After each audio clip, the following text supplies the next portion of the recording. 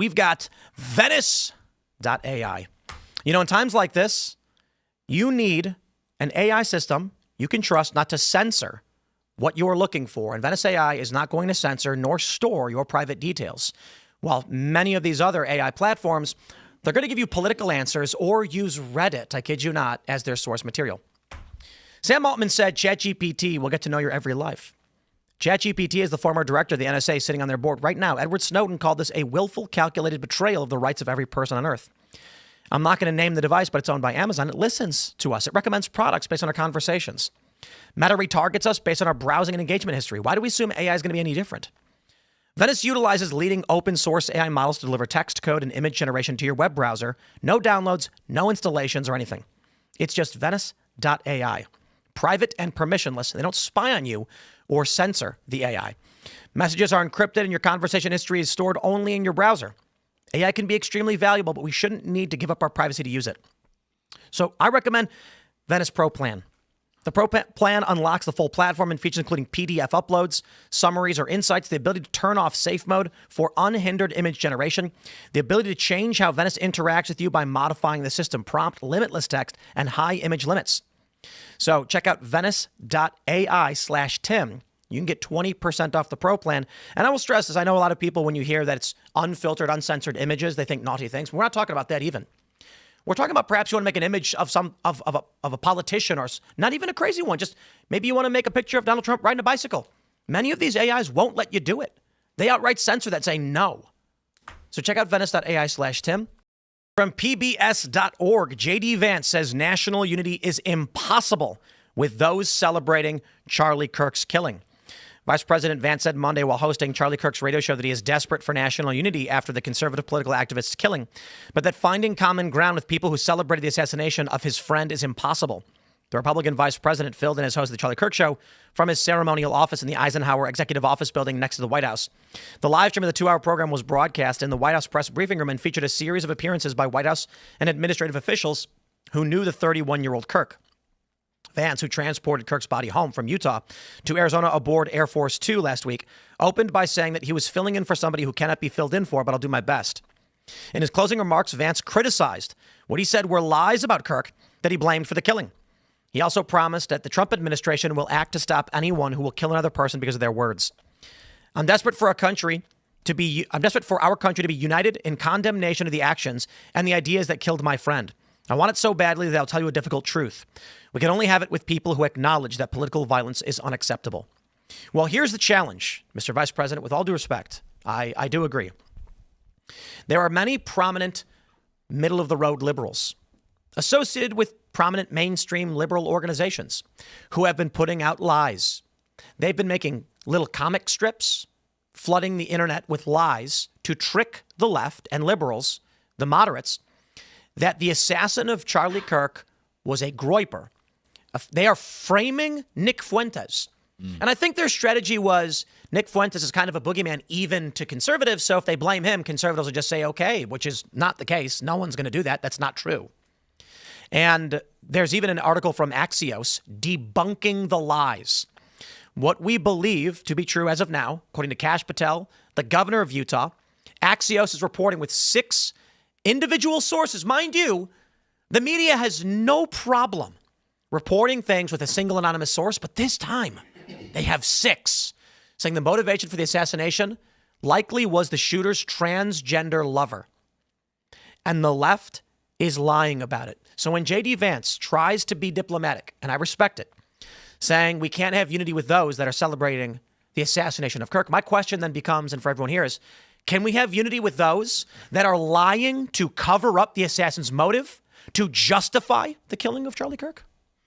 No unity. It's so refreshing seeing J.D. Vance say this because the line from the GOP, not the entire GOP, but from a lot of GOP ratchets, like right off the rip was, guys, peace and unity, let's all come together. Like this is a battle between good and evil. And it was very vague. It was not precise whatsoever. Yep. So it's so refreshing that Trump and Vance have gotten up here and straightened out everyone's rhetoric here because it's like, okay, sure, good and evil. That's downstream from left versus right. That's exactly what's going on here. One side is evil and has demonstrated that we should be killed for our beliefs. And then the other side is just saying, let's have a debate. So it's just so refreshing to see this because, I mean, there were so many senators and congressmen that came out and did the whole peace and unity rhetoric, and it's like just not precise and not poignant to what's going on at all. All that stuff's out the window at that point, mate. You see, people like, oh, but what about coming together? It's like, mate, people are dead. People have been shot. And I just look at it. I just don't understand how we even got here. And mate, I don't get upset much, man. But like, just as a dude, I don't like seeing people get shot, and I just don't understand why it's such a conundrum, mate. They've just demonstrated that they're done with us, and if they want people like Charlie gone, imagine what they want for someone who's got similar beliefs like you or me or whatever. Well, this is an important point. Charlie Kirk was a moderate, traditional conservative. What do you think that means for everybody else? Well, he was the guy who wanted to have a conversation. They took out the guy, the only true guy. Well, there were many, but he's the main guy. Just wanted to talk, mate. He went straight to the uni, straight to the colleges, whatever you call them. We call them unis, but he went straight to the source, mate, like a boss, like a rock star, mate. And with all due respect to Milo Yiannopoulos, who acknowledges he's not the nice guy.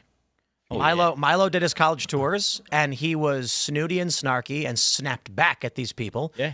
Charlie told some. He didn't insult these people. He would say, "God bless you," and "I love you." Mm-hmm. See that tweet where it was like, you took out the nice guy, now you got Milo. I would love to see Milo return to the college tour. We asked him to do it. Oh, he went, "I'm 40."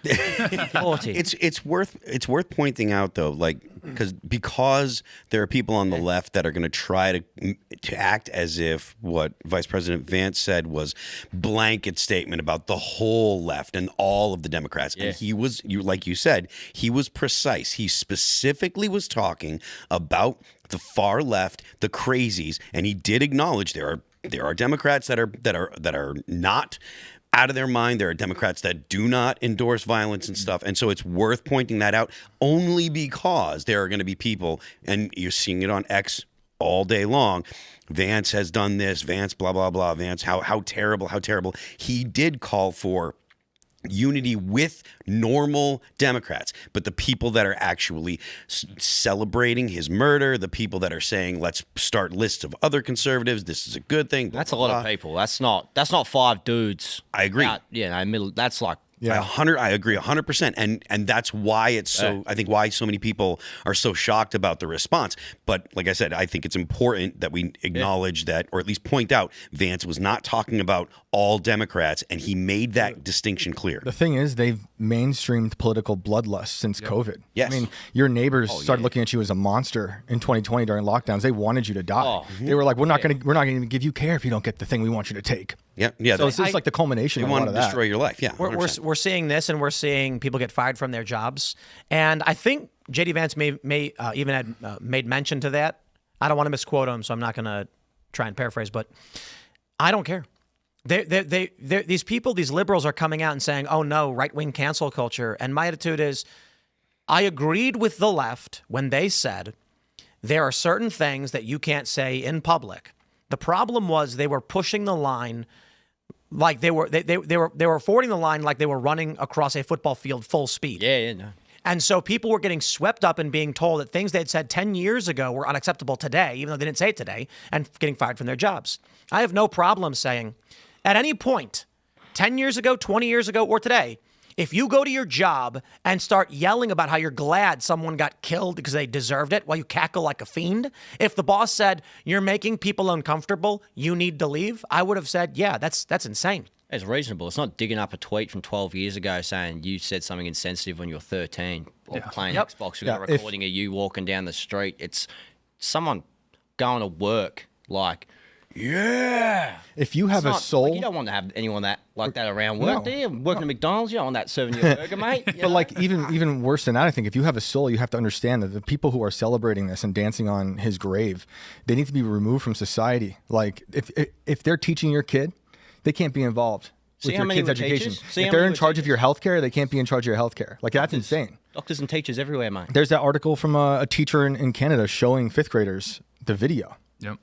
That's a lot like what happened in the Cultural Revolution when they would drag people out into the public square in China and make children watch decapitations and make the children sing the Chinese national anthem while the heads rolled from the bodies. I've never heard of that. It's gross stuff. And you know what I think is one of the terrifying is a tweet that I saw. I remember when the war with Israel and Iran broke out, and there was all the planes and the air traffic was going around Israel and Iran, that whole area, and then one UAE flight went straight over, and then the joke someone tweeted was, I deleted all of my social media. I deleted all my social media, and honestly, my mental health has never been better. And they're flying straight over Iran. We get the point. It's not. Yes, ignorance is bliss. And someone tweeted in reference to the story, if you delete your social media, you won't see it when they come to kill you. And that's actually kind of terrifying, because what we are seeing, this was in response to all of the people posting, they want you dead. And not just that, lists have been made with many names. My name is on many of those lists, as well as many other conservative commentators. Docs lists and all that stuff. Docs lists, addresses, and they're saying them next. There's videos of people saying, why just him? Go for the rest now. I'm waiting. There's just too many of these. Oh, mate, they're saying you can look up the word next please, on Twitter, and you can see a list of people who people calling for. I think it's disgusting, mate. How's this been made mainstream? Just death. They've been conditioned by their media diet. You said, because like conditioning the at a young age. institutions are controlled by their allies and never censored or shut them down.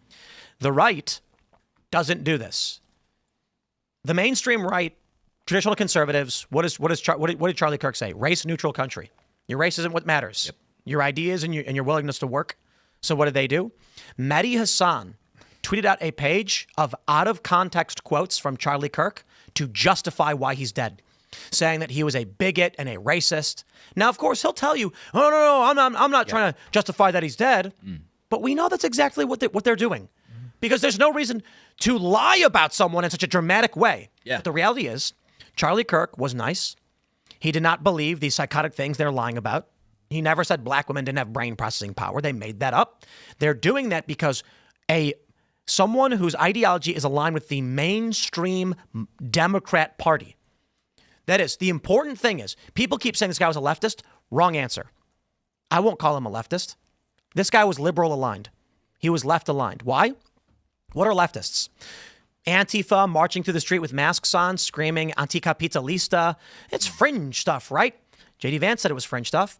Well, who is this guy?